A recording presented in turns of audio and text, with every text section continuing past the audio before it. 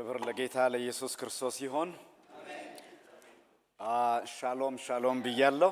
ክብር ለኢየሱስ ይሁን። ኢየሱስ ክርስቶስ ጌታ ነው። በመካከላችሁ ስላለን በጣም ደስ ብሎናል። በራችሁን ደግሞ ከፍታችሁ እንድናገለግል የቤተ ክርስቲያኒቱ ፓስተርና መሪዎች ስለፈቀዱልን በጣም እናመሰግናለን ማለት ነው። በመካከላችሁ አሁንም ስለተገኘን ደስ ብሎናል። ሻሎም ክብር ለኢየሱስ ይሁን።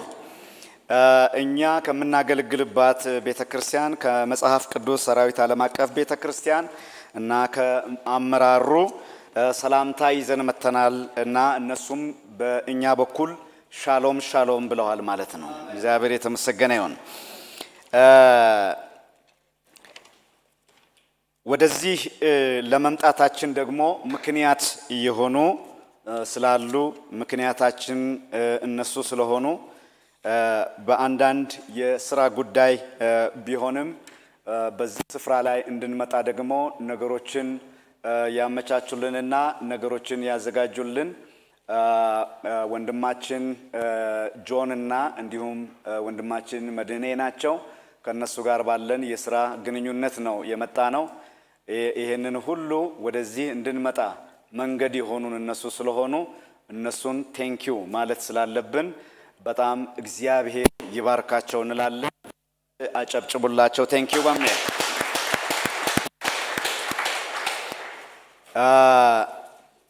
እንግዲህ አብሮኝ የመጣ ናሆም ቅድም ያው ፓስተር አስተዋውቆታል። የቤተ ክርስቲያናችን በቤተ ክርስቲያኒቱ ለረጅም ጊዜ ዋና አስተዳደር ሆኖ ያገለገለ ነው። ከ16 ዓመት በላይ በቤተ ክርስቲያኒቱ ደግሞ ወደ 18-19 ዓመት ይሆናል ማለት ነው። አሁን ደግሞ በቤተ ክርስቲያኒቱ አንድ ዊንግ ስላለን በዛ ዊንግ ላይ ደግሞ ሪል ስቴት ስላለን በዛ ሪል ስቴት ላይ ደግሞ ወደዛ ተዛውሮ ወደ በጀነራል ማናጀርነት ያገለግላል ማለት ነው። ነገ አንድ ወንድማችን ጆይን ያደርገናል ማታ። ፓስተር እስራኤል ይባላል። እሱ ደግሞ የሪል ስቴቱና የአንድ ቻፕል እንዲሁም ደግሞ የቤተ ክርስቲያኒቱ አመራር ውስጥ ካለ የሪል ስቴቱ ኤክስኪዩቲቭ ዳይሬክተር ነው ማለት ነው። እና ስለተቀበላችሁን ዳግመኛ በጣም እናመሰግናለን። ክብር ኢየሱስ ይሁን። እንግዲህ ወደ ዋናው እና ወደ ጠራችሁን እና ወደ ሰጣችሁን ጊዜ ወደ እግዚአብሔር ቃልና ጸጋ ለመምጣት እኔ እንኳን በትርጉም ነበር የተዘጋጀሁት። እንደው ቀጥታ እንድናገር ፈቀዳችሁልኝ ማለት ነው። ስለዚህ አለበለዚያ ግን ትርጉሙንም ማድረግ ይቻላል። በሁለቱም እኔ ኦኬ ነኝ። ምክንያቱም መስማት የማይችሉ ካሉ በረከቱ እንዳያመልጣቸው። እሺ ምናልባት አምሐርኛ ፈጽምኩም ደይሰምዑን ክንደይ ትኾኑሎ አምሐርኛ ዘይትሰምዑን ሰማዕ አይንኸሊና ትብሉ ፈጽምኩም ደይትሰምዑ ሓደ ሰብር ኣለኹ ካልእ ኣለና ኦኬ ጸገም የለን አንድ ብቻ ነው ያለችውና እርሷ አንድ ሰው አንድም ሰው ለአንድ ሰው ዋጋ ስለሚሰጥ መጽሐፍ ቅዱስ እና አንድ ሰው ሚስ ማድረግ ስለሌለበት በቃ እንግዲህ በአጠገባችሁ ባለ ትርጉም ፓስተር እንዳለው ይሄ ይሆናል ማለት ነው። እናንተ ታድላችኋል። ሁለቱን ነገሮች መስማት መቻላችሁና መናገርም ከቻላችሁ በጣም ትልቅ ክብር ነው። ምክንያቱም ቋንቋ በጣም ወሳኝ ነው። እግዚአብሔር ይመስገን። እኛም ተምረን እንደርሳለን እና በሚቀጥለው ስመጣ ምናልባት በእናንተው ቋንቋ እሰብካለሁ ማለት ነው። እግዚአብሔር የተመሰገነ ይሁን። አንድ ወዳጄ የእናንተው አፖስትል ሄኖክ ወዳጄ ነው በጣም ከዚህ በፊትም በዚህ በአፍሪካ አካባቢ ላይ በኤርትራውያን ቸርቾች ለማገልገል እቅድ ይዘን እያለ ነው አንድ ጊዜ ሱዳን ካደረግን በኋላ ከዛ በኋላ በኮቪድ ምክንያት ተሸጋሸገ እንጂ በጣም ወዳጄ ነው። ቤተሰብ ነን። በጣም በጣም በጣም ድንቅ የእግዚአብሔር ሰው ነው። በሱ ምክንያት በጣም ቋንቋውን በቃ በሚቀጥለው እችላለሁኝ። እግዚአብሔር የተመሰገነ ይሁን። ክብር ለኢየሱስ ይሁን። ስለዚህ አሁን ቀድሜዋለሁ ማለት ነው። ኬንያ መጥቼ በማገልገል ቀድሜዋለሁኝ። ምናልባት ይሰማ ይሆናል። በተደዋውለን ሚስት ተደራርገን ነው። እግዚአብሔር የተመሰገነ ይሁን። ክብር ሁሉ ለኢየሱስ ይሁን። ሃሌሉያ። እንግዲህ ቀጥታ ባልሆንም በባለቤታችሁ ደግሞ የእናንተ ወገን እንደሆንኩ ይታወቅልኝ ማለት ነው። በባለቤቴ በኩል የእናንተው ወገን ኤርትራዊ ናት እሷ እና ስለዚህ በአንድ ቤት ውስጥ ሁለት ነን ማለት ነው። እግዚአብሔር የተመሰገነ ይሁን። ሃሌሉያ። በዘፍጥረት ምዕራፍ 1 እስከ 3 ያለውን ነው ዛሬ ከእናንተ ጋራ የእግዚአብሔር ቃል እንከፋፈላለን። ከዛ ደግሞ የእግዚአብሔር መንፈስ የሚለን ነገር አይጠፋም። የቃሉ የሚለው እንዳለ ሁሉ የእግዚአብሔር መንፈስ ደግሞ በትንቢት ጸጋ በኃይል መንፈስ የሚናገረው ደግሞ የሚያገለግላችሁን ነገር ደግሞ እሱንም እናደርጋለን ማለት ነው። ለምን እኔ በሁለቱም ነው ማምነው። በቃሉም አገልግሎት አምናለሁ፣ በመንፈሱም አገልግሎት አምናለሁ። ሁለቱም የአገልግሎት ዘርፌ ጥሬ ስለሆነ ማለት ነው። ስለዚህ እግዚአብሔር በእነዚህ ሁኔታዎች ያገለግለናል። ጌታ የተመሰገነ ይሁን። የምናገርበት ዋናው ርዕስ የኤደን ነው። የእግዚአብሔር ወገን በኤደን ወይም ደግሞ አዲስ ኪዳኑ ከሆነ የእግዚአብሔር ወገን በክርስቶስ። በዚህ ነው የማገለግለው። ዘፍጥረት ከ1 እስከ 3 ነው መነሻዬ። እዛ ላይ ነው ብዙ የምተኩረው። ነገር ግን ዘፍጥረት ከ1 እስከ 3 ቀጥታ ደግሞ ወደ አዲስ ኪዳኑ ዘፍጥረት 1:3ን ከ1 እስከ 3 በቀጥታም በተዘዋዋሪም አዲስ ኪዳን እንዴት እንዳየው ደግሞ እንመለከታለን ማለት ነው። መነሻችን የምንሽከረከረው በዛ ስፍራ ላይ ቢሆንም ማለት ነው። ስለዚህ ከዘፍጥረት 1 ጀምሮ 2 እና ምዕራፍ 3 ድረስ ወሳኝ የሆኑትን ለመግቢያ ለመንደርደሪያ እንዲሆን አነባለሁ ማለት ነው። መጀመሪያ ከዘፍጥረት ምዕራፍ 2 ቁጥር 8 እና 15 አንብቤ ከዛ ዘፍጥረት 3 24ን ካነበብኩ በኋላ ዘፍጥረት 1 ከ26 እስከ 28 በእንደዚህ አይነት በንባብና በትምህርቴ ሂደት ባለ ኦርደር ነው ማነበው። በቀጥታው ከምዕራፍ 1 አልጀምርም። 2:8 እንደዚህ ይላል። እግዚአብሔር አምላክም በምስራቅ በኤደን ገነትን ተከለ፣ የፈጠረውንም ሰው ከዚያ አኖረው። እግዚአብሔር አምላክም በምስራቅ ኤደን ገነትን ተከለ፣ የፈጠረውንም ሰው ከዚያ አኖረው ይላል። ቁጥር 15 ላይ እግዚአብሔር አምላክም ሰውን ወስዶ ያበጃትም ይጠብቃትም ዘንድ በኤደን ገነት አኖረው ይላል። ድጋሚ 8ን ትንሽ አሳምሮ ደግሞ የሥራ ዘርፉን አስቀምጦለት ቁጥር 15 ደግሞ በይበልጥ ያብራራል። ምዕራፍ 3 ላይ ግን መልኩ ለወጥ ባለ ሁኔታ ደግሞ እንደዚህ ይላል። ምዕራፍ 3 24 ላይ አዳምን አስወጣው። ቁጥር 23 ስለዚህ እግዚአብሔር አምላክ ከኤደን ገነት አስወጣው፣ የተገኘበትን መሬት ያርስ ዘንድ። አዳምንም አስወጣው፣ ወደ ሕይወት ዛፍ የሚወስደውን መንገድ ይጠብቅ ዘንድ ክሩቤልንና የምትገለባበጥ የነበልባል ሰይፍን በኤደን ገነት ምስራቅ አስቀመጠ ይላል። ስለዚህ ምንድነው ምዕራፍ 2 ላይ የምናየው 8 እና 15 ላይ በኤደን ገነት ተከለ ካለ በኋላ በኤደን ገነት አዳምን አኖረው ይላል። አኖረው በኤደን ገነት አኖረው ይላል። ቁጥር 15 ላይ ደግሞ 2:15 ላይ ይጠብቃትም ያበጅትም ዘንድ አኖረው። የኖረበትን ምክንያት ፐርፐዝ ወይም ዓላማውን ግልጽ ያደርጋል። አኖረው ካለ በኋላ ቁጥር 15 ላይ ደግሞ ያኖረበት ዓላማው ምንድነው ብሎ ይናገራል። ያበጃትም ይጠብቃትም ዘንድ አኖረው ብሎ ደግሞ ያብራራል። ምዕራፍ 3 ላይ ግን ወዲያውኑ ደግሞ ምዕራፍ 3 ላይ በአንድ ምዕራፍ መካከል ውስጥ ደግሞ ምን ይላል? አስወጣው ይላል። ስለዚህ ምንድነው? መጀመሪያ ገብቶ ነበረ፣ እየኖረ የሚሰራው ዓላማ ነበረ። እንደገና ደግሞ አዳም ደግሞ በመካከል አንድ ምክንያት ስለተፈጠረ ደግሞ አስወጣው ይላል። ስለዚህ ገባ ወጣ ማለት ነው። አዳም ወደ ኤደን ገነት ገባ፣ ከኤደን ገነት ደግሞ አስወጣው። ስለዚህ በኤደን ገነት ውስጥ አስገባው፣ ከኤደን ገነት አስወጣው። ለምን የሚለው ብዙ እናይበታለን ማለት ነው።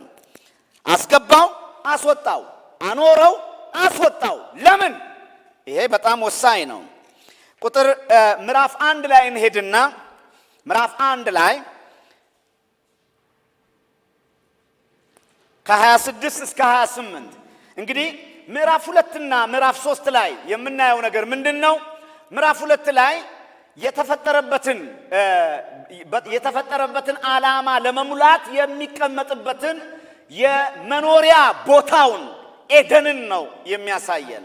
ስለዚህ በኤደን በመኖሩና በኤደን ባለመኖሩ መካከል ነው ያለው። ነገር ግን የሰው ልጅ የመጀመሪያ የመፈጠሩ ምክንያትና ዓላማ ደግሞ ዘፍጥረት 1 ከ26 እስከ 28 እናገኛለን ማለት ነው። እንዲህ ይላል፣ እግዚአብሔርም አለ ሰውን በመልካችን እንደ ምሳሌያችን እንፍጠር፣ የባህር ዓሦችን፣ የሰማይ ወፎችን፣ እንስሳትን እና ምድርን ሁሉ በምድር ላይ የሚንቀሳቀሱትን ሁሉ ይግዙ። እግዚአብሔርም ሰውን በመልኩ ፈጠረ፣ በእግዚአብሔር መልክ ፈጠረው፣ ወንድና ሴት አድርጎ ፈጠራቸው። እግዚአብሔርም ባረካቸው፣ እንዲህም አላቸው፣ ብዙ ተባዙ፣ ምድሩንም ሙሉአት፣ ግዙአትም፣ የባህር ዓሦችን፣ የሰማይ ወፎችን፣ በምድር ላይ የሚንቀሳቀሱትን ሁሉ ግዙአቸው። እዚህ ዘፍጥረት ምዕራፍ 1 ደግሞ የሚነግረን ነገር ምንድነው? ይህ የተፈጠረው በኤደን ገነት የኖረው ሰው ዓላማ ቢኖረውም ዓላማው ከየት ነው የመጣው? ምንጩ ማን ነው? ወገንተኝነቱ ከማን ነው የሚለውን ዘፍጥረት 1 ላይ በይበልጥ ያብራራልናል ማለት ነው። ይበልጥ እንዴት እንደተፈጠረና ለምን እንደተፈጠረ የሚያሳየን ዘፍጥረት 1 ነው በይበልጥ ማለት ነው። 1:26 እስከ 28 ሁላችንም ይሄዳለን። ሰው እንዴት እንደተፈጠረ በእግዚአብሔር መልክ በእግዚአብሔር አምሳል እንዴት ተፈጠረ። ይሄ የእግዚአብሔር መልክና አምሳል የሚለው ዘፍጥረት ምዕራፍ 1 ላይ ሰው የእግዚአብሔር መልክ ነው የእግዚአብሔር አምሳል ነው ሲል በዘፍጥረት ኮንቴክስት ወይም አውድ ላይ ስንመለከት ምንድነው ብለን ስንመለከት ገዥነት ነው። የእግዚአብሔር መልክ በዘፍጥረት ምዕራፍ 1 ላይ ትርጉሙ ስንመለከት ገዥነቱ ነው። እግዚአብሔር የሰማይና የምድር ሁሉ ገዢ ነው። ሰው ደግሞ ምድር ተፈጠረችና ምድር ለእሱ ተፈጥራ በምድር ላይ ደግሞ እሱ አውራ ሆኖ ክራውን ለብሶ የእግዚአብሔር ወኪል ሆኖ ምድርን እንዲያስተዳድር ምድር እንዲገዛ በመልኩ ፈጠረው። እግዚአብሔር የሰማይና የጽንፈ ዓለም ሁሉ ገዢ ነው። እግዚአብሔር ደግሞ ያንን ገዥነቱን ደግሞ ሰማይና ምድርን እሱ በሚያስተዳድረው ወኪልነቱ ምድር ላይ ደግሞ ወኪል ሆኖ ምድርን እንዲያስተዳድር የበላይ ሆኖ እንዲገዛ በመልኩ በገዥነት ባህሪው ምን አደረገው? ሰውን ፈጠረው። ስለዚህ የፍጥረት አውራ ነው። ለዚህ ነው ሰው ከእንስሳ ከፍጥረት ሁሉ የሚለይበት ትልቁ ነገር ምንድነው ብለን ስንል መልኩን አለው። የእግዚአብሔር መልክ አለው። የሰማይ መልክ አለው። የእግዚአብሔር አምሳል ነው። እንስሳት፣ እጽዋት፣ ኢቭን መላእክት የእግዚአብሔር መልክ የእግዚአብሔር አምሳል እንዳላቸው መጽሐፍ ቅዱስ አይናገርም። የእግዚአብሔር መልክና የእግዚአብሔር አምሳል ያለው ሰው ራሱን እያየ የፈጠረ ፍጡር እሱ ፈጣሪ እሱ ፍጡር ሆኖ የፈጠረው መልኩና አምሳሉ ሰው ነው። እኛ ነን። ሃሌሉያ! ክብር ለኢየሱስ ይሁን። የሚገርመው ምንም እንኳን በአፈጣጠር መጨረሻ ቢፈጠርም የተፈጠረ ሁሉ ለእርሱ ስለሆነ የፍጥረት ግን አውራ ነው።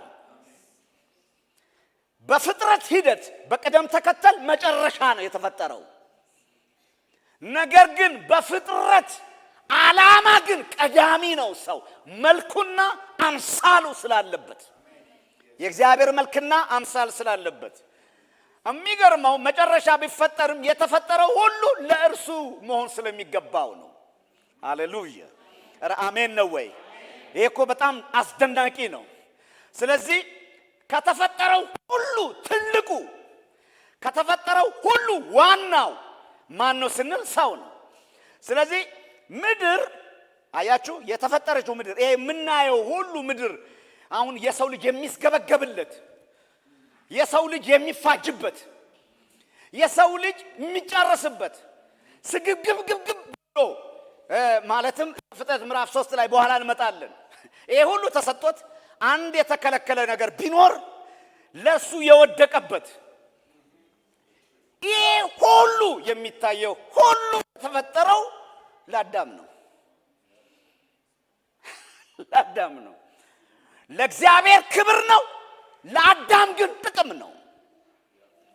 ሃሌሉያ! ኧረ አሜን ነው ወይ? ክብር ለኢየሱስ ይሁን። ለአዳም ጥቅሙ ነው። ስለዚህ ምድር ለሰው ነው እንጂ የፈጠረችው ሰው ለምድር አልተፈጠረም። ሰው የተፈጠረው ለእግዚአብሔር ዓላማ ነው። ይሄ ነው ኦርደሩ። እኛ ለእግዚአብሔር፣ ምድር ለኛ። ይሄ ኦርደር አሁን ስለተቃወሰ ነው። ዘፍጥረት ምዕራፍ 3 ላይ ይሄ ስለተቃወሰ ነው። ሰው ለእግዚአብሔር፣ ምድር ለሰው። ይሄ ኦርደር ነው። የእግዚአብሔር መለኮታዊ ስርዓት በምድር ላይ እንዲህ እንዲሆን ነበረ ፈቃዱ። የተፈጠረው አፈጣጠሩ ለዚህ ነው። ስለዚህ በዚህ መልክና በዚህ ልክ ምድር ለሰው፣ ሰው ለእግዚአብሔር፣ ሰውና ምድርን ሁሉ ሰው ምድርን ሁሉ አስገዝቶና ተገዝቶ ለእግዚአብሔር እንዲያስገዛ ይህ የእግዚአብሔር የጅማሬ ማለትም በቃ ፍጹም ፈቃዱ፣ ፍጹም ሐሳቡ፣ ፍጹም ዓላማው ነው። ሃሌሉያ! ለዚህ ነው መጽሐፍ ቅዱስ ሁሉንም ፍጥረት ሲፈጥር እግዚአብሔር አንድ ተደጋጋሚ ቃላት አለ። መጽሐፍ ቅዱስ ዘፍጥረት ምዕራፍ 1 ላይ ሁላችን እንደምናውቀው ልክ ከፈጠረ በኋላ መልካም እንደሆነ አየ ይላል። ማለትም ምን ማለት ነው? እግዚአብሔር የተበላሸ ነገርን ቼክ እያደረገ ሳይሆን በተፈጠረው ዓላማ ልክ መሆኑን እያደነቀ ነው። ባየው ልክ መንፈሱና ቃሉ እንደፈጠረው ቼክ ሲያደርግ ልክ ኤግዛክትሊ ነው፣ ውብ ነው። ስለዚህ ውበትን የውበት መግለጫ ቋንቋ ነው። መልካም እንደሆነ አየ። ባሰበው ልክ ሲናገር በመንፈሱም ሲፈጥር ያ ያሰበው ነገር ቁጭ ብሎ ውበቱን ይዞ ምልአትን ይዞ አገኘው። ስለዚህ መልካም እንደሆነ አየ የሚለው ቃል በተደጋጋሚ ከተጠቀሰ በኋላ በስድስተኛው ቀን ሰው ከተፈጠረ በኋላ ግን ቁጥር 31 ላይ እጅግ መልካም እንደሆነ አየለ። ለምን መልኩን አየው? እስከ አሁን ድረስ እጅግ አልነበረም። መልካም ነው፣ መልካም ነው፣ መልካም ነው። አሁን የፍጥረት አውራ ምድርን የሚገዛ የእሱ ተወካይ ሲመጣ ግን ምልአትን አገኘች። ምድር ምልአትን አገኘች። ምድር ያለ ሰው ምንም አይደለችም። የምድር ትርጉም ያለው ሰው ውስጥ ነው። የሰውና የምድር ትርጉም ያለው ደግሞ የፈጣሪ መልክ ውስጥ ነው። እግዚአብሔር የተባለው መልክ ውስጥ ነው። እግዚአብሔር ውስጥ የሰውና የምድር ውበት ሙሉ ውበት አለ። ሙሉ ካር አለ። ሙሉ የሆነ ትርጉም የህይወት እዛ ውስጥ ያለው ያፈጣጠር ምልአት ያለው ትርጉም እዛ ውስጥ ያለው የፍጥረት ደግሞ ትርጉም ያለው በመጀመሪያ ምንድነው? በሰው ውስጥ ነው። ሰው ነው ምድርን እንዲያለማት እንዲያስውባት ውብ ሆና ተፈጥራለች። ነገር ግን በመጠቀም ሂደት ሙላታን የምታገኘው በሰው በማልማት ስርዓት ውስጥ። እስቲ አሜን ነው ወይ? ይሄ ኦርደር ከገባን ሚስ አናረግም። ሰውም ደግሞ ይሄንን ኦርደር ሚስ ያደርግ ነው። ምዕራፍ 3 ላይ ምዕራፍ 2 ላይ ገባ ይልና ምዕራፍ 3 ላይ ሌላ ስለገባ ወጣ። ለምን ሌላ ገባ? እባብ ገባ። ሮሜ ምዕራፍ 5 ላይ ኃጢአት ገባ ይላል። ወደ ኃጢአት ገባ። ኃጢአት ከገባ ይህ የኃጢአት ስፍራ ስላልሆነ ከነ ኃጢአት ውጣ።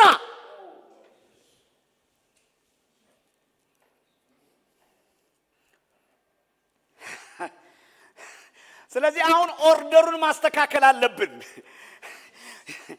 ምንድነው ሰው የሚኖረው ዓላማው የተፈጠረው ዓላማው መልኩን ለመግለጥ ነው። መልኩ ደግሞ እግዚአብሔር ነው። በመልኩ ውስጥ ለመኖር ነው። መልኩና አምሳሉ ማን ነው? እግዚአብሔር ነው። ነገር ግን መልኩን ተወና ምን አለ? ከምድር ጋር ተፋ፣ በላ፣ ቀጠፈና በላ። ከዛ ጀምሮ ኦርደር ተዛባ። የሰው ልጅ መልኩን ከምድር ጋር አደረገው። ምድር መልኩን ፈጠረችለት። ስለዚህ አሁን እግዚአብሔርን ሳይሆን የሚያስቀድመው አይታችሁ ከሆነ ምድር ነው የሚያስቀድመው። ይሄ ሁሉ ተሰብኮለትና ድኖ እንኳ ሰው ከምድር ጋር የተሰፋ ነው። መልኩን ማግኘት የሚፈልገው በምድር ውስጥ ነው። ሰው መልኩን በምድር ውስጥ ሊያገኘው አይችልም። የዘፍጥረት አንድ ዓላማ ሰው መልኩን ማግኘት ያለበት በፈጣሪው በሪሶርሱ በሱ በምንጩ በሆነው በያህዌ በኤሎሄም ውስጥ ነው። አሜን ነው። ሁልጊዜ መልኩንና አምሳሉን ይዞ ሰው በእግዚአብሔር ውስጥ ሆኖ መልኩን እያገኘ ከሄደ ሃሌሉያ ኦርደሩ ይስተካከላል። እግዚአብሔር ከዛስ እግዚአብሔርን ይዞ ሰው ከዚያስ ምድር በጣም የተስተካከለ ኦርደር ይሄ ነው። ነገር ግን ግልብጡ ወንጌል፣ ግልብጡ የመጽሐፍ ቅዱስ አስተምሮ፣ ግልብጡ ሰው የፈጠረው ነገር ምንድነው? ምድር ዋና፣ ከዛ እኔ ከእግዚአብሔር። እንግዲህ አንተ አስወጣኸኝ፣ እኔ እንደውም አስወጣሃለሁ። ስለዚህ ሰው እግዚአብሔርን ስላስወጣ ነው እግዚአብሔር ሰውን ምን ያደረገው? ያስወጣው። ይሄ በፍጹም ሊቃወስ የማይችል ኦርደር ነው። በቃ መጽሐፍ ቅዱሳዊ ኦርደር ነው። ኤሎሂም መጀመሪያ የኤሎሂም መልክ ያለው ሰው በእግዚአብሔር ውስጥ በእግዚአብሔር ኦርደር ውስጥ በእግዚአብሔር ዓላማ ውስጥ በእግዚአብሔር ፈቃድ ውስጥ በእግዚአብሔር ምንጭነት ስር ከኖረ ይሄ ነው ኦርደር። ለዚህ ነው መጽሐፍ ቅዱስ ላይ እሱን ሲፈጥረው ይሄንን ስላየ እጅግ መልካም እንደሆነ አየ። ሃሌሉያ። መልኩ ነው አምሳሉ ነው። ስለዚህ በዘፍጥረት ውስጥ መልክ የሚለው ምንድነው ስንል ዘፍጥረት ላይ ስንሄድ በኋላ መጣበታለሁ ገዥነት ነው መጀመሪያው። ከዛም ደግሞ ባህሪ፣ ሌላ ባህሪ ዘፍጥረት ላይ የሥራ ነው። ሥራ ማዕከል ያደረገ ነው። ከዛስ የህይወት መባዛት፣ የእግዚአብሔር መልክ፣ የእግዚአብሔር አንዱ መልክ በዘፍጥረት ውስጥ ይሄ ነው።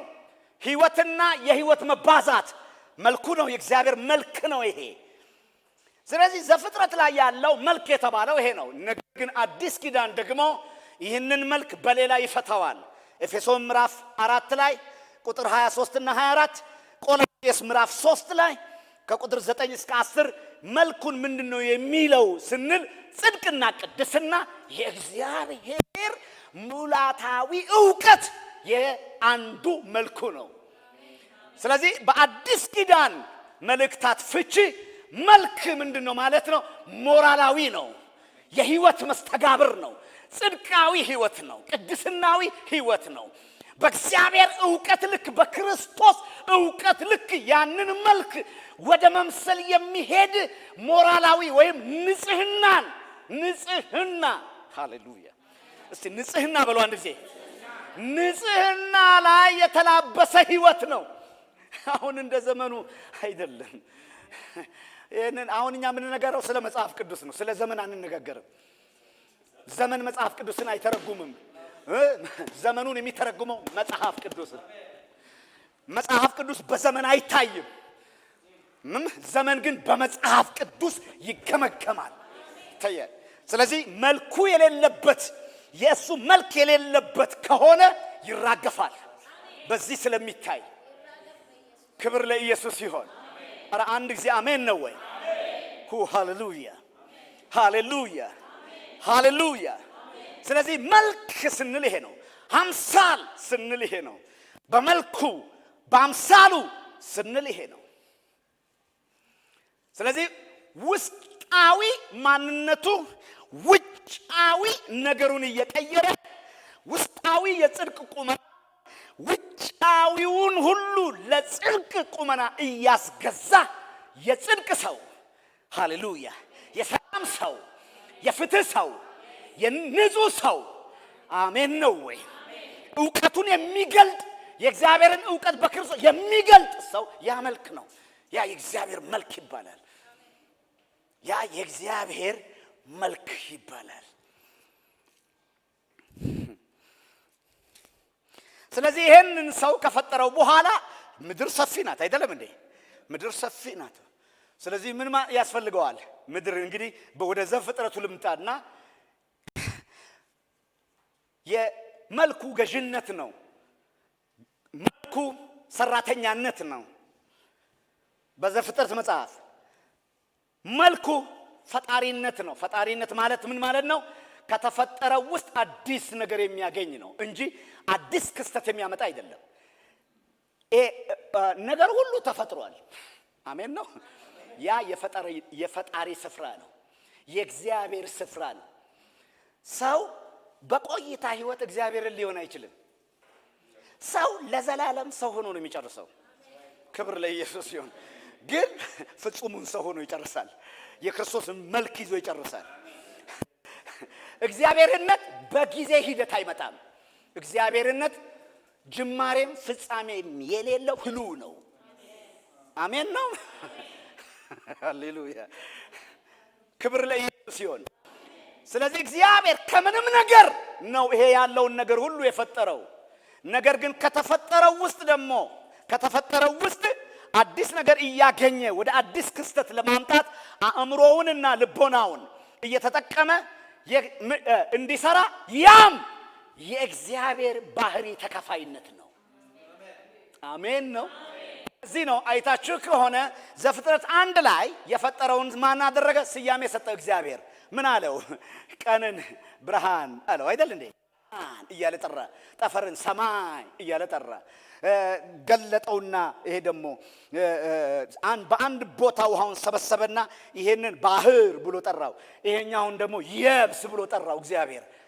ስለዚህ ስያሜያዊ ላደረገው ነገር ስያሜያዊ ነገር ማን ነበር የሚሰየመው? ዘፍጥረት ምዕራፍ 1 ላይ አዳምንም ከፈጠረው በኋላ አዳም አለው። ሰውን ከፈጠረው በኋላ አዳም ብሎ ሰየመ።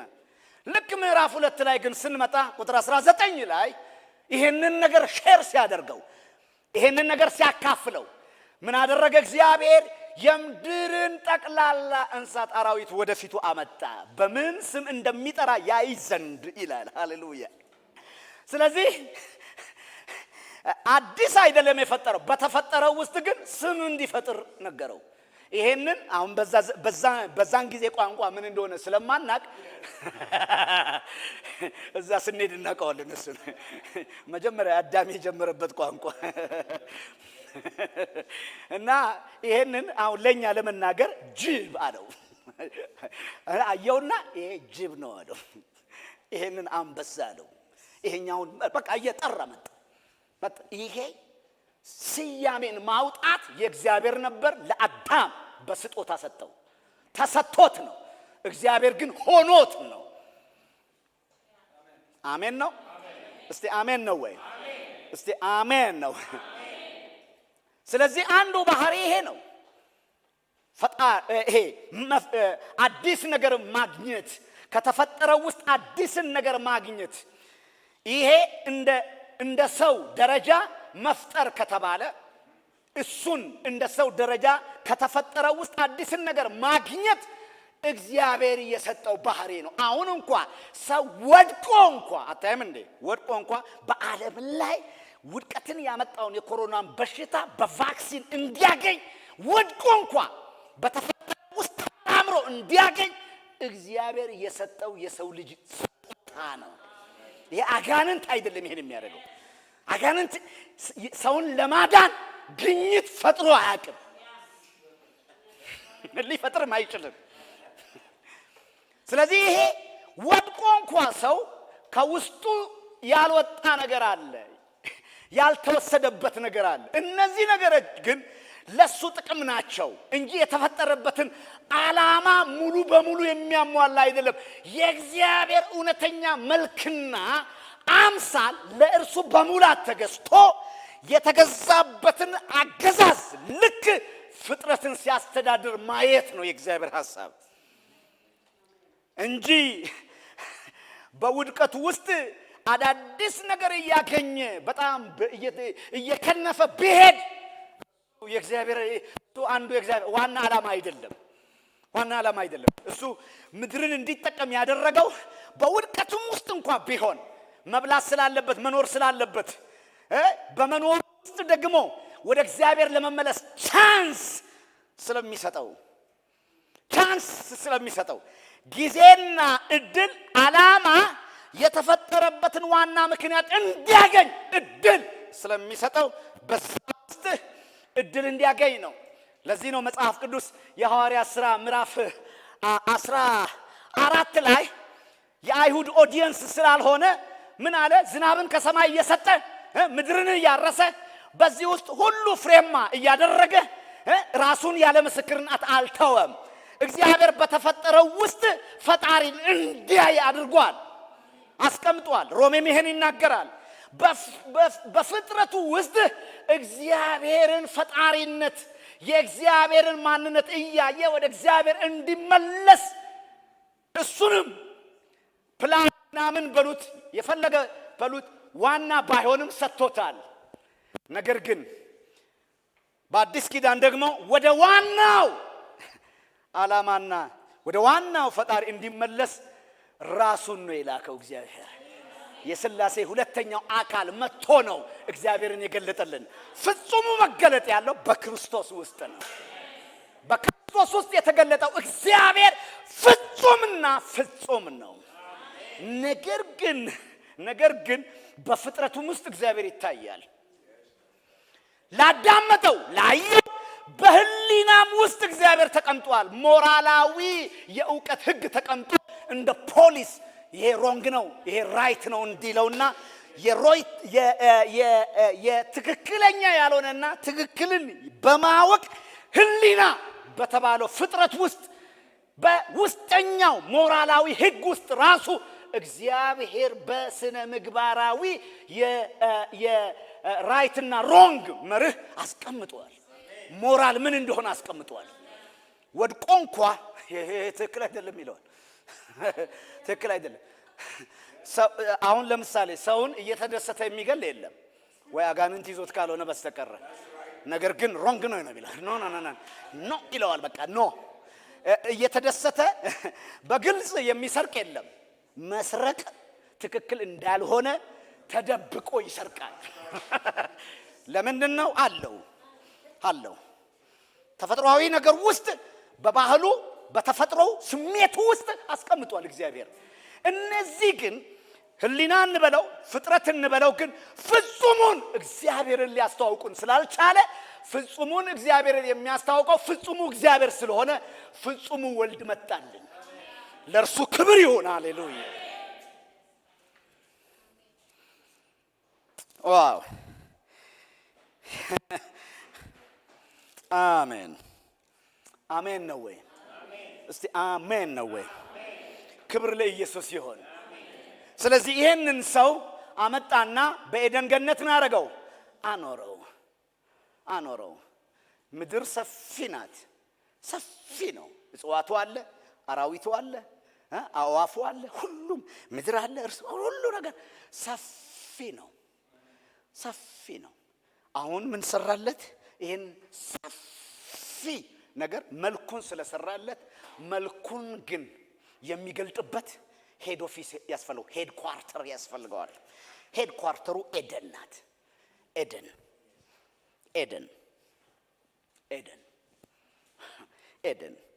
አሁን እኛ በቤተ ክርስቲያን ምን አለ? ዋና ቢሮ የሚባል አለ። ሐዋርያዊ የአመራር ጉባኤ የሚባል እኔ የምመራው አካል አለ። ዋናው ሄድ ኳርተሩ እሱ ነው። ነገር የሚወጣው ከዛ ነው። ከዛ እየወጣ ነው ወደ ሌሎቹ እየሄደ ያለው ማለት ነው። ልክ እንደዚሁ እግዚአብሔር ዋና ነው። መልኩን ፈጠረ። ምድር ደግሞ ሰፊ ናት። ልትሞላ፣ ልትገዛ፣ ልትዋብ ግዴታ ነው። እግዚአብሔር አስቧታል። ግን እየተዋበች የምትሄድ አድርጎ ነው ያዘጋጀው። ሌላውን ቀጣይ ውበት ግን የሚሰራው የእሱ ምድር ላይ ያለው የወከለው ሰው ነው። እሱ ደግሞ ሄድ ኳርተር ያስፈልገዋል። ይሄ ሄድ ኳርተር የእግዚአብሔር የመገኘቱ ስፍራ ነው። ኤደን ገነት የእግዚአብሔር ሙላት የሚገኝበት የእግዚአብሔር ስፍፍ ያለበት። ትዝ ይላችኋል አይደለም? እግዚአብሔር ወደ ሙሴ ሲመጣ ምን አለ? አውልቅ አለው ጫማህን። ለምን? ይሄ አርፎበታል። እግዚአብሔር ተራራ ላይ፣ እግዚአብሔር ሜዳ ላይ ዘጭ ብሎ ሲመጣ ስፍራ ሁሉ ይቀደሳል። እንኳን ሰው ይቅርና ስፍራ ሁሉ ይለወጣል። እግዚአብሔር መጥቶ እኮ ዘፍ ይላል። እስቲ ዘፍ ይበልብን። አሜን። በክርስቶስ እኮ በእኛ ውስጥ አድሯል። አሜን ነው። ከዛ በላይ ምንም ነገር የለም። እሱ ይጨምርብን እንጂ። ነገር ግን አገላለጽ ስለሆነ ዘፍ ይላል። በቃ ይመጣና ዝርገፍ ብሎ ይቀመጥበታል። ያ ማለት ያ አካባቢ ጠቅላላ ቅዱስ ነው፣ ንጹህ ነው፣ ፈዋሽ ነው። እዛ አካባቢ የገባ ሰው ሌላ ሆኖ ነው የሚወጣው። ተራ ሆኖ ከወጣ አንድ ሰው ሆኖ ይወጣል። በቃ ለዚህ ነው ሙሴ እዛ ቦታ ላይ ገባ። እረኛ የነበረው ነብይ ሆኖ ወጣ። እንዲህ አይነት የመገኘቱ ስፍራ እግዚአብሔር ፈጠረውና መልኩን አሁን አለ ይሄ ሄድ ኳርተር ነው አለ። አስቀመጠው፣ እዛ አኖረው ይላል። መብል ነው ይበላል። ለመብላት ደስ የሚያሰኘው አጠገቡ ነው፣ ይበላል። እየቀጠፈ ይበላል።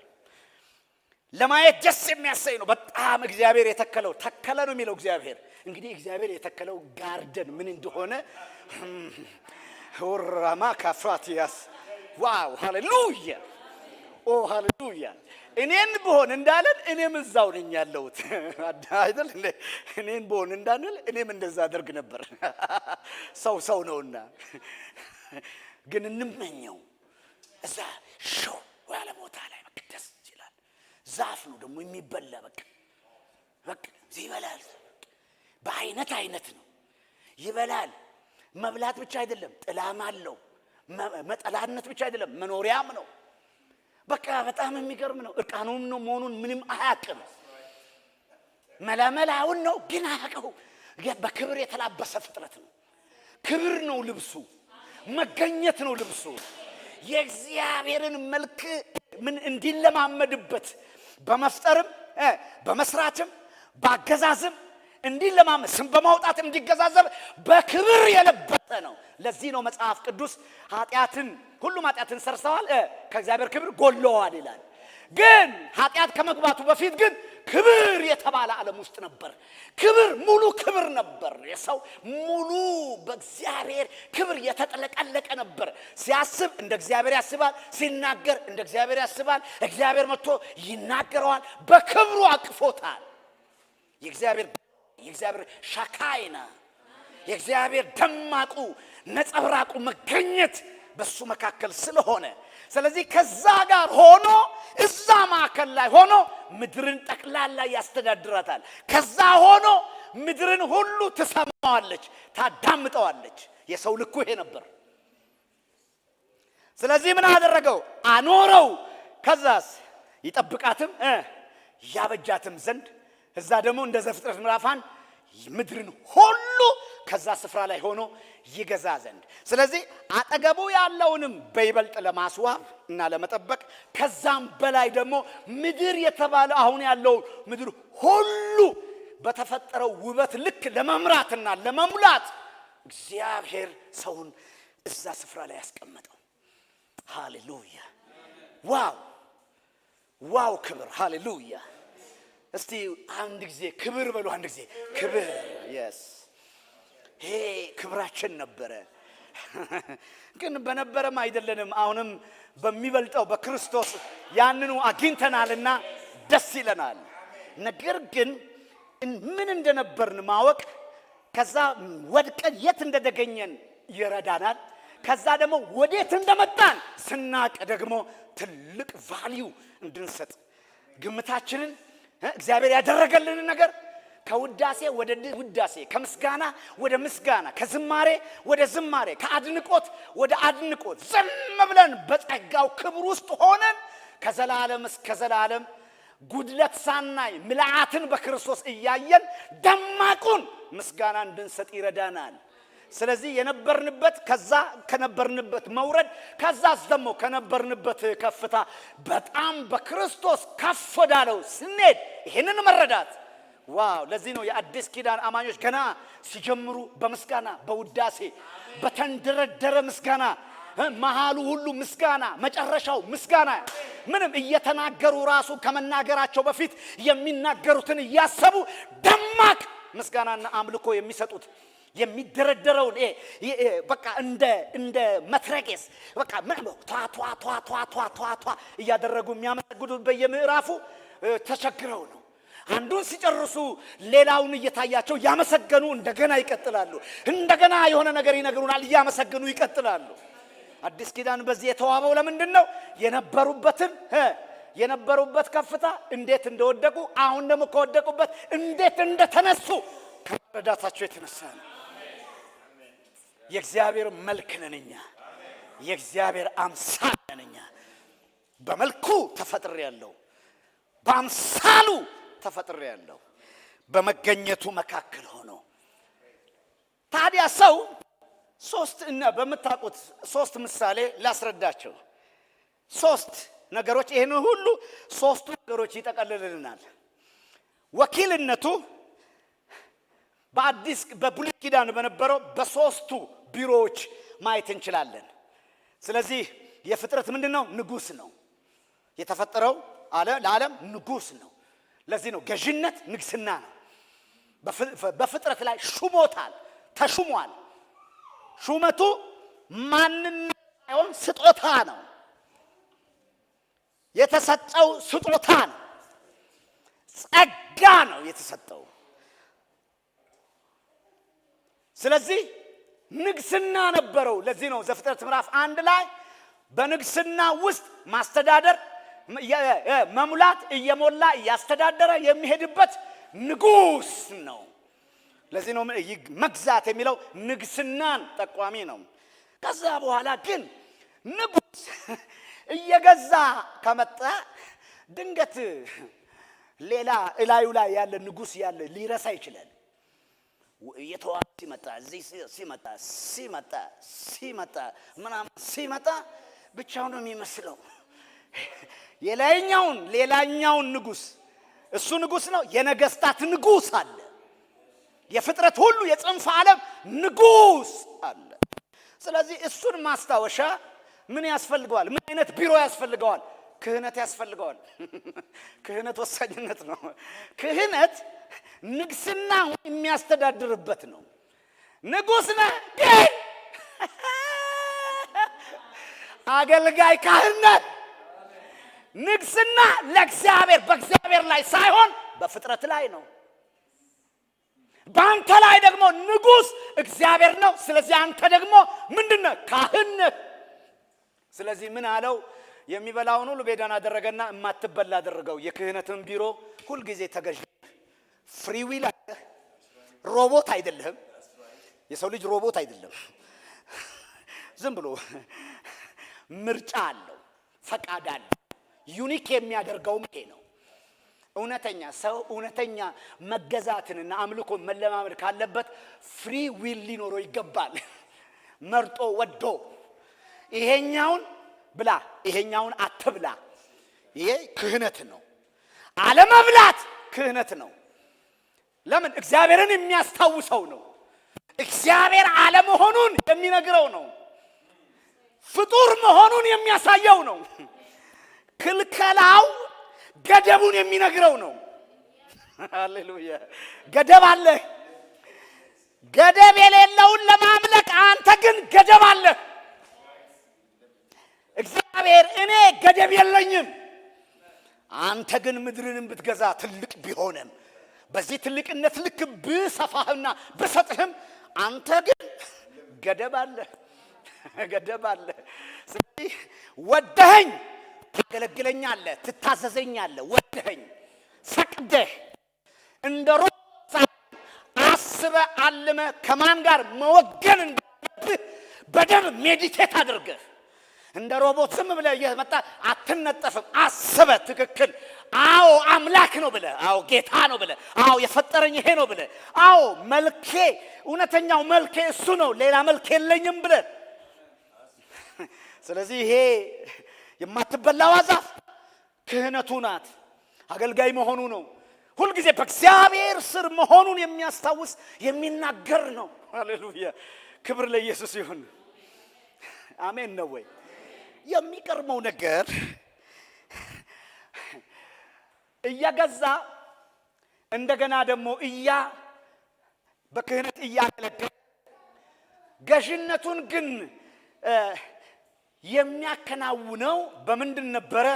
በነብይነቱ ነበር። ነብይ ስጦታው ትልቁ ምንድነው? መናገር ነው። ያያል፣ ይናገራል።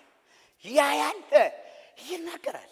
ይሄን የታገኘው ምዕራፍ 2 ቁጥር 19 ላይ ጅብ ሲል አየውና ጅብ ያያል። ነብይ ያያል ከዛስ ይፈይማል። አንበሳ በመናገር።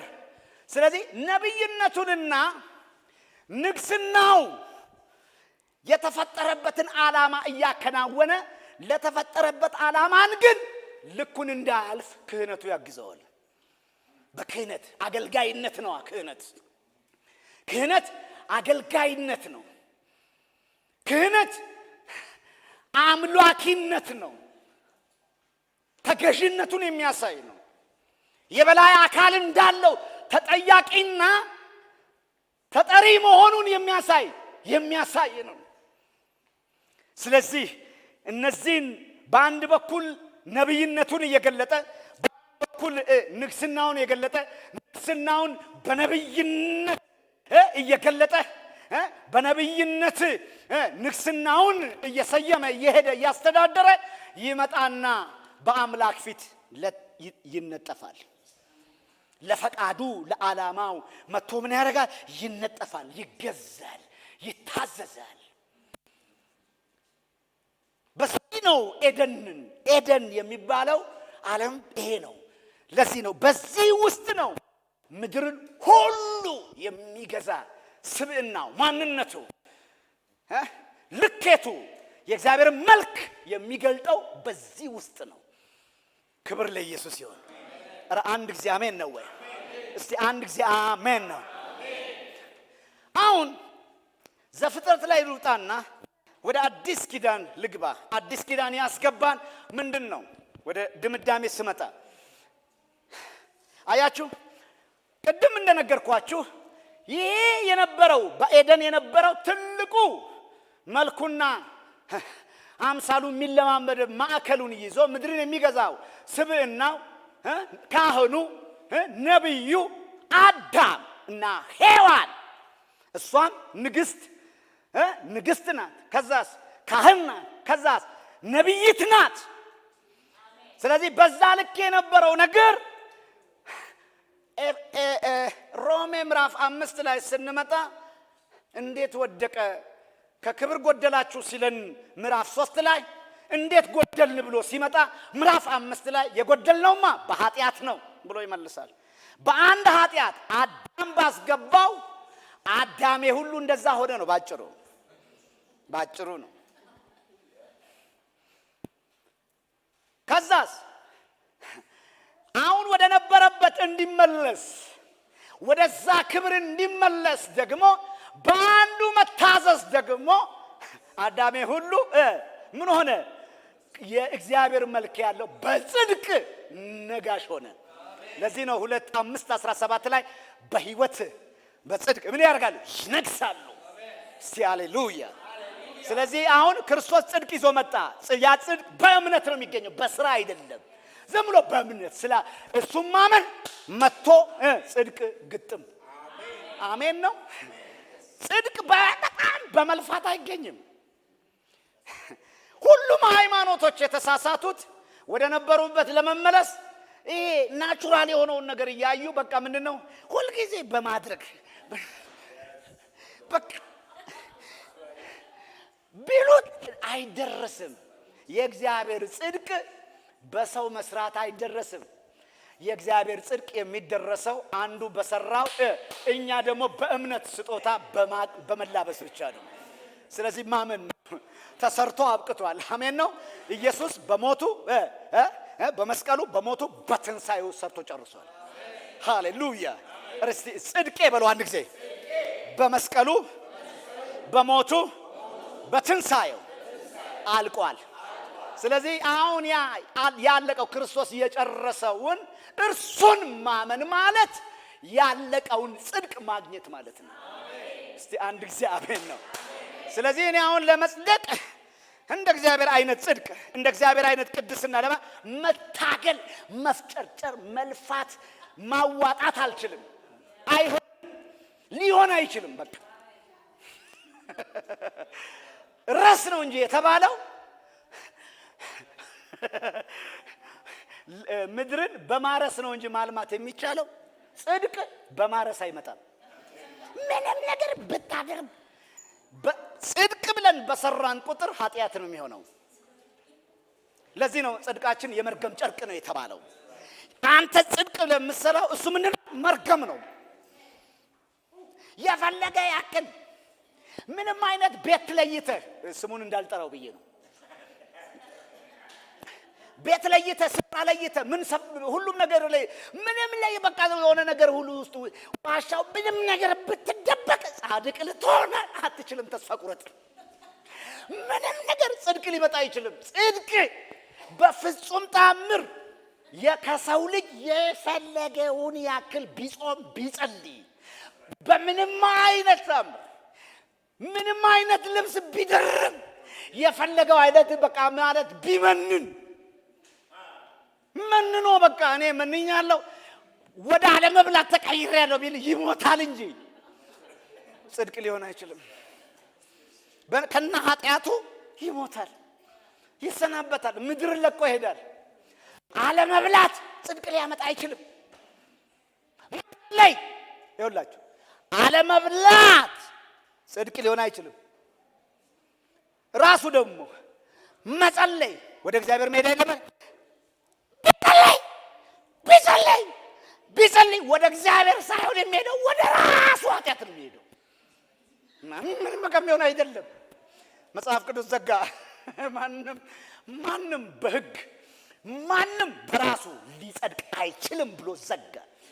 ስለዚህ ነው ጻድቅ የሆነው የኛን ኃጢአት አያችሁ፣ ኃጢአት መቀጣት አለበት። እግዚአብሔር ጻድቅ ነው የምንለው ኃጢአት ካልተቀጣ ጻድቅ አይደለም እሱ። ስለዚህ ኃጢአት ለመቀጣት ኃጢአት ተቀጥቶ ፍትህን መስጠት አለበት። ያንን የሚያደርግ ደግሞ እንስሳም አይችልም፣ በጥላነት ነው።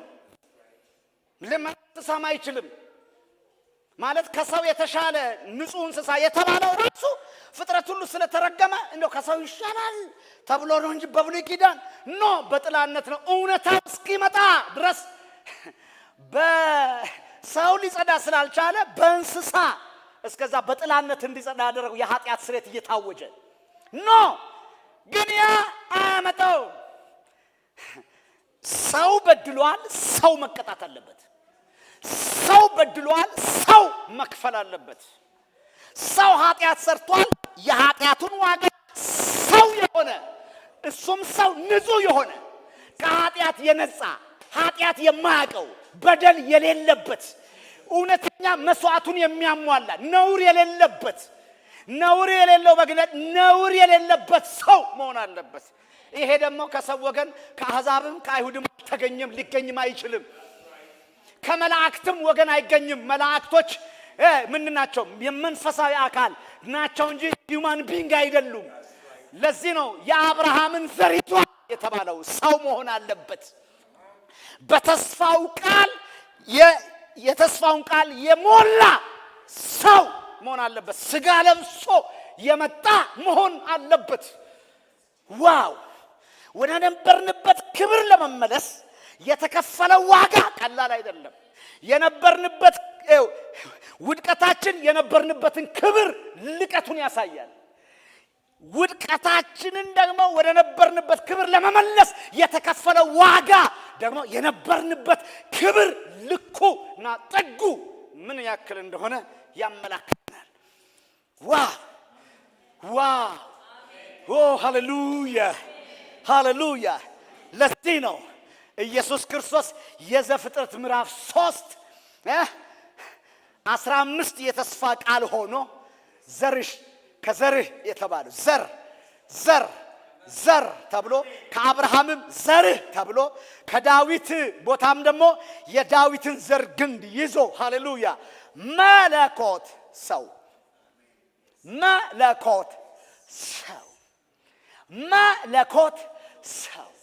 ለዚህ ነው እኮ እስቲ ፊልጵስዩስን ከዘፍጥረት ምዕራፍ 3 ጋር እናገናኘው። ዘፍጥረት ምዕራፍ 3 ሰው አምላክ ለመሆን አምሮት ነው የወደቀው። የማይኮን ነገር ሞከረ። ከተሰጠው በላይ እሄዳለሁ ሲል ከተሰጠው በላይ ያንን የፈለገውን ለማግኘት ፍጡር የሆነ አካል በሂደት አያገኘው። የእግዚአብሔር ማንነት ለዘላለም አይገኝም። መነሻ የለውም፣ ከዘላለም ነው። መድረሻ የለውም፣ ከዘላለም ነው። ጊዜያዊ ክስተት አይደለም። ሃሌሉያ። ስለዚህ ግን ምን አደረገ? በእባብ ምክር እንደ እግዚአብሔር መሆን አማረው። ስለዚህ እንደ እግዚአብሔር መሆን ሲያምረው ወደቀ ይለናል ዘፍጥረት ምዕራፍ 3። ሃሌሉያ። ፊልጵስዩስ ያዳነን ሰው ይሄ የመጀመሪያው ሰው ነው የተገኘንበት ሰው እግዚአብሔር መሆን አምሮት ወደቀ። ፊልጵስዩስ ምዕራፍ 2 ላይ ግን እግዚአብሔር የነበረ እግዚአብሔር የሆነ አሜን ነው ወይ? እስቲ አሜን ነው ወይ?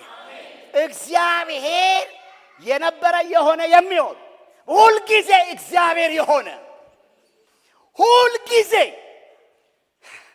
ከእርሱ ጋር መተካከልን የተባለው አያችሁ። ይሄኛው እግዚአብሔር ነው። እግዚአብሔርነቱን እንደያዘ ወረደ።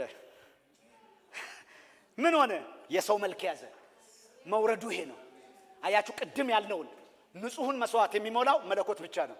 መለኮት ሰው ሲሆን አሜን ነው። ስለዚህ ይሄ መለኮት ሰው የሆነው ከኃጢአት ነፃ ነው። ከማርያም ቢወለድም ከኃጢአት ነፃ ነው። ቅዱሱ የእግዚአብሔር ልጅ ነው የተባለው። በመንፈስ ነው የተጸነሰው። እስቲ አሜን ነው ወይ? በመንፈስ ነው የተጸነሰው። ቅዱሱ የእግዚአብሔር በመንፈስ ተጸነሰ ይጸልልሻል ተባለ። ቅዱሱ የእግዚአብሔር ልጅ ተባለ። ቅዱስ ነው። ስለዚህ መለኮት ምን ሆነ? ሰው ስጋ ለበሰ። መለኮት ሰው ሆነ። መለኮት ሰው ነገር ግን መልኩን ምን አደረገ? መልኩን የመለኮት መልኩ እንዳለ ሆኖ የሰው መልክ ደረበበት። አሜን ነው። ደረበበት። የሚገርመው ነገር ይሄ ሰው ንጹህ ነው። ስለዚህ ይሄ ሰው የሰው መልክ ደረበው በመያዙ ምን ሆነ? የሰው መልክ ስለያዘ ንጹህ ነው፣ ቅዱስ ነው። የሰውን ዋጋ በመስዋዕትነት መውሰድ ይችላል። ኃጢአት ሆነ የሚለው የኃጢአት መስዋዕት ሆነ እንደ ብሉይ ኪዳን ቃል የኃጢአት መስዋዕት ለመሆን የሚያስችለውን ስጋ ለበሰ። ማናሃፊኮ ባናይስ ሃሌሉያ። የሚገርመው የመውረዱ ሂደት ተመልከቱ። መለኮት ሰው ከዛ እስከ ሰውነት ባሪያ መልክነት፣ ከባሪያ መልክነት የመስቀል ሞትነት። እነዚህ እኮ አወራረዱ ነው። ስለዚህ አንዱ እግዚአብሔር ሆኖ የሰው መልክ የሰው ስጋ ለብሶ የባሪያን መልክ ይዞ የመስቀል መልክ ማለት የወንጀለኛ መልክ ይዞ ለኛ የኃጢአት መስዋዕት ሆኖ ወደ እግዚአብሔር ክብር ሲመልሰን፣ አንደኛው ደግሞ እግዚአብሔር ለመሆን ሲታገል ከተፈጠርንበት የእግዚአብሔር መልክ አወረደን። ይሄ ነው ልኩ። የኔ ልክ ይሄ ነው። ልክ ይሄ ነው። የተከፈለን ልክ አፈጣጠራችን ይሄ ነው። ወርደንም ይሄ ነው። ተመልሰንም ይሄ ነው። ይሄንን ሁሉ ያደረገው ግን አንዱ እግዚአብሔር ብቻ ነው። ምንም ያዋጣው ነገር የለም። መጀመሪያም አላዋጣህም፣ ወርደንም አላዋጣህም፣ ስትመለስም አላዋጣህም። ክብር ለኢየሱስ ይሁን። እግዚአብሔርና እግዚአብሔር ብቻው መልኩን በእኛ ውስጥ አደሰ። እስቲ አንድ ጊዜ አሜን ነው ወይ? ኧረ ሃሌሉያ! ወይ ሃሌሉያ! ሃሌሉያ! ሃሌሉያ! ሃሌሉያ! ስለዚህ ምን ሆነ? በአንድ በኩል ጽድቅ ሲከናወን በቅጣት ፍትህ ስለተሰጠ፣ ያ ፍትህ ስለተሰጠ ደግሞ ይሄ አንዱ የወሰደው ሁሉም እንዳደረገው ስለተወጠ ምህረት አገኘን፣ ጸጋ ሆነልን። አሁን እኔ ዋንሙማ አርፑና ኒሙሳና ሃሌሉያ ነፃ ነኝ፣ ነፃ ነኝ። ያንን መንገድ አልሄደውም። አንደኛ አልችለውምም፣ አልሄደውም። በቃ እሱ ሄዶልኛል። እሱ የሄደልኝን እሱን በሄደው ባመንከው አንተ እዚህ ምንድነው? ምህረት ነህ፣ ጸጋ ነህ፣ ክብር ነህ። ሃሌሉያ! እውነተኛ ሰው ነህ፣ እውነተኛ የእግዚአብሔር ወገን ነህ። እስቲ አንድ ጊዜ አሜን ነው ወይ? አላዋጣንም፣ አላዋጣህም፣ ምንም ነገር አላዋጣህም። በእቅዱም አላዋጣህም፣ በአፈጣጠር አላዋጣህም፣ በሂደት አላዋጣህም፣ ወደፊትም አታዋጣም፣ አታዋጣም። ስለዚህ የእግዚአብሔር ወገን በኤደን አሁን በአዲስ ኪዳን የእግዚአብሔር ወገን በክርስቶስ። እስቲ በክርስቶስ በሉ አንድ ጊዜ። በቃ በክርስቶስ። ይሄ እኮ በቃ የእግዚአብሔር ወገን። ስጨርስ ዘፍጥረት ምዕራፍ 1 ላይ ለዚህ ነው የእግዚአብሔር ወገን ለምንድን ነው ያልኩት ብላችሁ ስትመለከቱ እስቲ ዘፍጥረት 1 እንደ ወገኑ ፈጠረ ነው አይደል የሚለው? እጽዋት እንደ ወገኑ ነው። ምዕራፍ 1 ላይ ስትመለከቱ እንደ ወገኑ ይላል። እንደ ወገኑ የተፈጠረው እንደ ወገኑ። ዘፍጥረት ምዕራፍ 1 ከ11 ጀምሮ እስከ 12 ብታነቡ እንደ ወገኑ ይላል። ከዛስ ወደ ታች ስንሄድ ደግሞ እጽዋትን 20 ላይ እስከ 21 እጽዋት እንደ ወገኑ ነው። ወገናቸው ብዙ ነው። አይታችሁ ከሆነ እግዚአብሔር ይሁን ባለው ቃል ማለት ምንድን ነው ያደረገው? እግዚአብሔር ይሁን በሚለው ቃል የተከሰተው ነገር ምን መሰላችሁ? ጥራትም ውበትም ቀለምም ብዛትም ነው። ይሁን በማለት ይሁን። አዋፋታውን ስንት ወገን ነው ያለው? ሳይንቲስቶችን ጠይቋቸው። ትንሽ ተቀራርበው እነሱ ጥናት ስላደረጉ ያውቃሉ። የእንስሳ ወገን ውሻ የተባለው ራሱ ወገኑ ስንት አይነት ነው?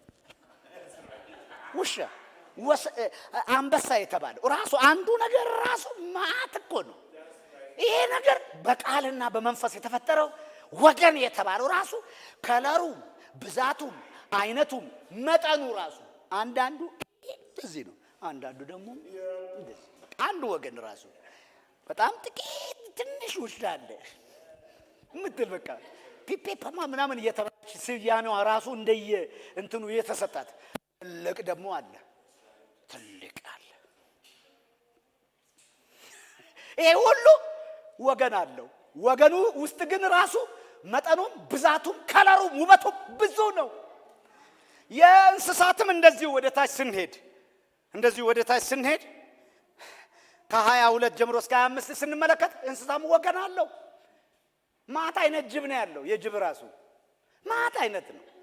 የኛ ሀገር ጅብ ከናንተ ሀገር ጅብ ላይገናኝ ይችላል። በጣም የተለያየ ጅብ ነው ያለው። ራሱ በአንድ ሀገር ውስጥ ጅቦች ሁሉ የተለያየ ነው። ቀበሮ ራሱ ለየቅሉ ነው። ይሄ ፍጥረት ራሱ እኮ ይገርማል። ወደ ሰው ስንመጣ ሰው የእግዚአብሔር ወገን ነው። አምሳ መልክ ስንል በቃ መልኩ ምንድነው? አንድ ነው። መልኩ አንድ ነው። መልኩ አንድ ነው። ወገኑ አንድ ነው፣ እግዚአብሔር ነው። ነገር ግን ፊዚካሊ ስትመለከቱ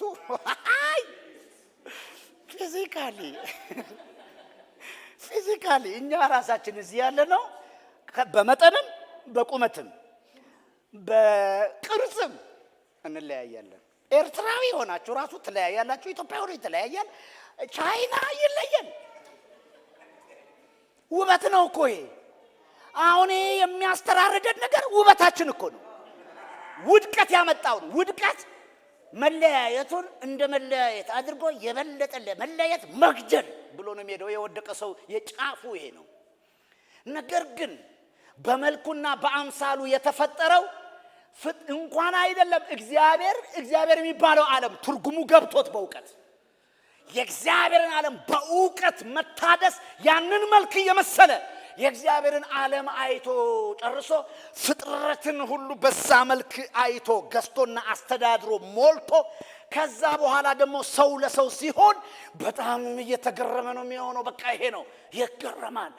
ዋው! ይሄም ቋንቋ፣ ይሄም ባህል፣ ይሄኛውም ደግሞ መልክ፣ ይሄኛውም ከለር ግን መሰላችሁ ይሄ አካላዊ ውጫዊውን ማንነት አይተ ከጀመርክ በመለያየትና በመጠፋፋት ትደመድማለህ። በእውነተኛው በዘፍጥረቱ ምዕራፍ 1 በእግዚአብሔር መልክ በተፈጠረበት ዕውቀት ከተረዳ በአዲስ ኪዳኑ ደግሞ በክርስቶስ መልክ ዕውቀት በደንብ ከተረዳን በደንብ አድርገን ከተረዳን ሃሌሉያ ዋው መለያየታችን ልዩ መሆናችን ይሄ ሁሉ አጭር ቁመቱ ምናምኑ ኤርትራዊ ኢትዮጵያው ሶማሌው ኬንያው ዋው አራሜን ነው። በኤርትራ ውስጥ ያሉ 9 በሉት በእኛ ውስጥ ያለው 80 ምናምኑ ውበታችን ነው። ውበት ነው። በወደቀው ከለር ግን ካየኸው መጠፋፊያ ነው የሚሆነው። አንዱ የበታች አንዱ የበላይም የበታችም ያለ መልክ የፈጠረው የለም እግዚአብሔር። ኃጢአት ነው የበታችን ከለር ያመጣው። ሰው መልኩ አንድ ነው። ሰው ወገኑ አንድ ነው። ሰው አምሳሉ አንድ ነው። ፊዚካሊ ግን ደግሞ ለውበት የተለያየ ነው።